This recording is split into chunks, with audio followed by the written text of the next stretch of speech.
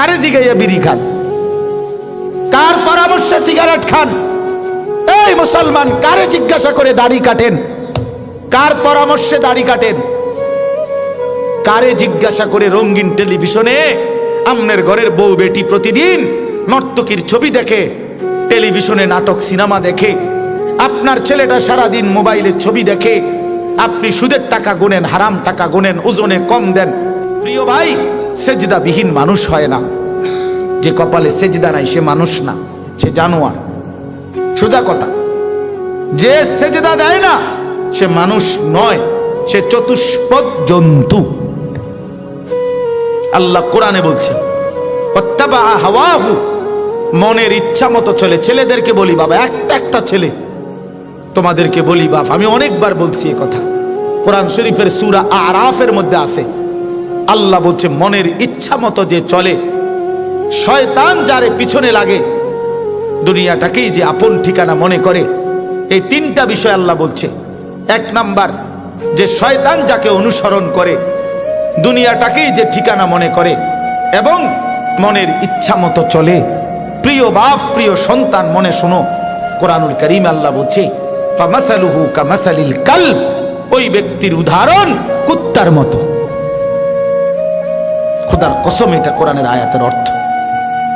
কও না কা তুমি অর্থ কিনা, এটা অর্থ কিনা? এটা ফামাসালুহু কামাসালিল কালব অর্থ কি? কও, কুত্তা।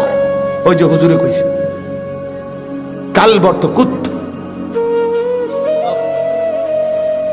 আল্লাহ বলছে কুত্তার মতো এটা জীবন, কুকুর। এটা ওই জীবন কুকুরের জীবন, জানোয়ারের জীবন, যে জীবনে সেজদা নাই, যে জীবনে আল্লাহর হুকুম মানে না।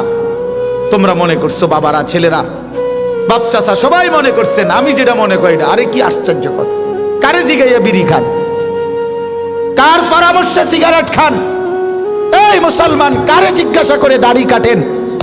কার পরামর্শে দাড়ি কাটেন? কারে জিজ্ঞাসা করে রঙিন টেলিভিশনে আমনের ঘরের বউ বেটি প্রতিদিন নর্তকীর ছবি দেখে, টেলিভিশনে নাটক সিনেমা দেখে? আপনার ছেলেটা সারাদিন মোবাইলের ছবি দেখে, আপনি সুদের টাকা গুনেন, হারাম টাকা গুনেন, ওজনে কম দেন, ঠকান মানুষকে। কেন? কারে জিজ্ঞাসা করলেন? কে ফয়সালা দিল?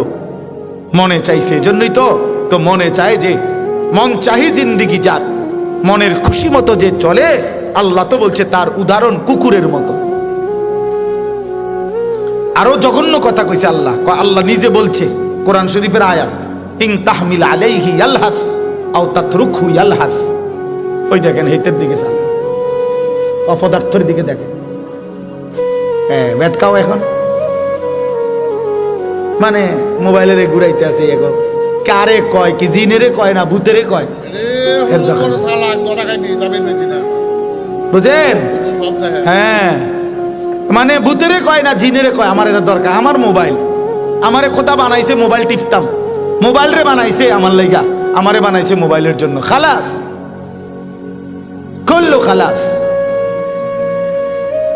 শেষ জিন্দিগি মানেই মোবাইল। আহা আহা, হায় হায় হায়। তো এই জন্য বললাম, আল্লাহ তাআলা বলেন কুকুরের স্বভাব কি? আল্লাহ নিজে বলছেন ওই আয়াতে, ইন তাহমিল আলাইহি ইয়ালহাস আও তাতরুকহু ইয়ালহাস। আল্লাহ বলেন কুকুরকে যদি দৌড়ানো হয় তাইলেও জিহ্বা লম্বা করে দেয়, কুত্তারে যদি খাড় করে রাখে মানে স্থির হয় তারপরেও সে জিহ্বা লম্বা করে দেয়। কুকুর যখন নিঃশ্বাস টানে তখন কুকুরের জিহ্বা লম্বা হয়ে যায়। দৌড় দিলেও, দৌড়তে দৌড়তেও জিহ্বা লম্বা, দাঁড়াইয়া থাকলেও জিহ্বা লম্বা। দেখেন নাই? কথা বলেন না কেন? দেখেন নাই এমন? তো আল্লাহ কোরআনে বলছে, ঠিক দুনিয়া লুবি, নাফরমান পাপী, সে দুনিয়ার তার মনের চাহিদা পূরণ হলেও অতৃপ্ত, জিহ্বা লম্বা, না পূরণ হলেও অতৃপ্ত।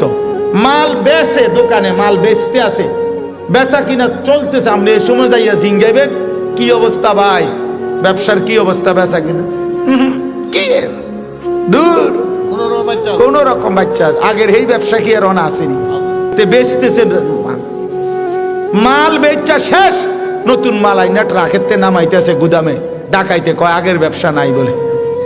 আগের কোন ব্যবসা নাই? কি নূহ নবীর জামানার ব্যবসা নাই? না মুসা আলাইহিস সালামের যুগের ব্যবসা নাই, তো কোন ব্যবসা নাই তুই কর? আগের ব্যবসা যদি নাই থাকে কোন সালের এটা? কি 300 বছর আগের ব্যবসা নাই, তো তুমি এই সময় আইলাকা, তুমি এই সময় থাকতা? কথা বলেন না কেন?